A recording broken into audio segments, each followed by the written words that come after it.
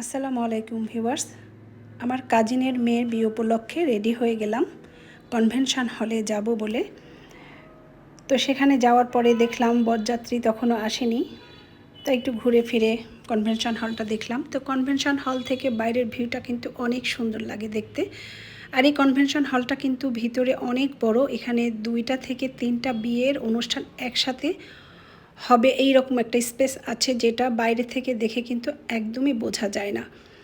আসলে Victoria convention হলটা কিন্তু অনেক বড়। তো এই যে বরযাত্রী চলে এসেছে, বর আর কনে একসাথে প্রবেশ করলো ভিতরে। কনে হচ্ছে আমার কাজিনের মেয়ে আর বর হচ্ছে নেপালের। আসলে জন্ম মৃত্যু বিয়ে সবই আল্লাহর হাতে, আল্লাহর ইচ্ছা কোথায় কার লেখা আছে। তো তারা দুজনেই ডাক্তার। ওরা নেপালের কাঠমান্ডুতে থাকে, সেখান থেকে তারা 10 থেকে 15 জন বাংলাদেশে এসেছে। তাদেরকে মোটেলে থাকার ব্যবস্থা করে দেওয়া হয়েছে। তো আমার ধারণা ছিল যে নেপালের যারা তারা বাংলায় কথা বলে, কিন্তু আসলে না, তারা হিন্দিতে কথা বলছে। তারা বাংলা বোঝে কিন্তু বাংলা বলতে পারে না। শুধু আমাদের যেটা জামাই সেই বাংলা বোঝেও আবার বলতেও পারে। ওদের দেশের কালচারের সাথে বিয়ের ব্যাপারে আমাদের দেশের কালচারের অনেক মিল আছে। ছোটোখাটো এক একটু এদিক ওদিক আছে চেঞ্জ, তবে বেশিরভাগই একই রকম।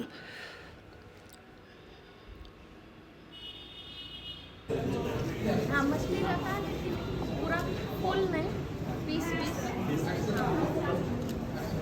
और समधी को जब लड़की विदा करते हैं ना, तो समधी समधी को मछली का ये हेड खिलाते हैं सर।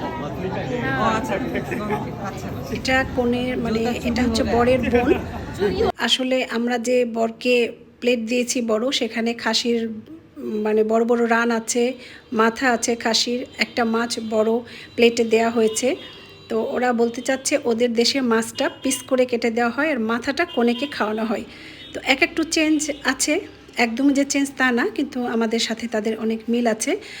আর এই যে পিচ্চি বাচ্চাটার কথাগুলো শোনো, ও এসেছে পুনে থেকে। मुर्गी खाया मुर्गे मुर्गा मुर्गा मैंने मैंने चिकन खाया। चिकन खाया ও মুরগা খায় नहीं, मुर्गा क्यों नहीं खाया बेटा मेरे को पसंद नहीं है। पसंद नहीं है চিকেন খেয়েছে কিন্তু মুরগা খায় नहीं। बेटा तुम्हारे साथ एक फोटो ले लूं ठीक है। গার্লফ্রেন্ড হ্যাঁ। फोटो ले लो তো আমরা এই পিচ্চিকে নিয়ে অনেক মজা করছিলাম।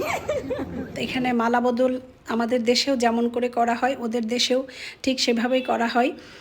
বরপক্ষ বরকে কোলে তুলে নিল আর কনে পক্ষ কনেকে নিল। এই যে দেখো মালা বদল করছে কত মজা করে। এটা ছাড়াও আয়না দেখা সব কিছুই আমাদের দেশের মতোই ছিল।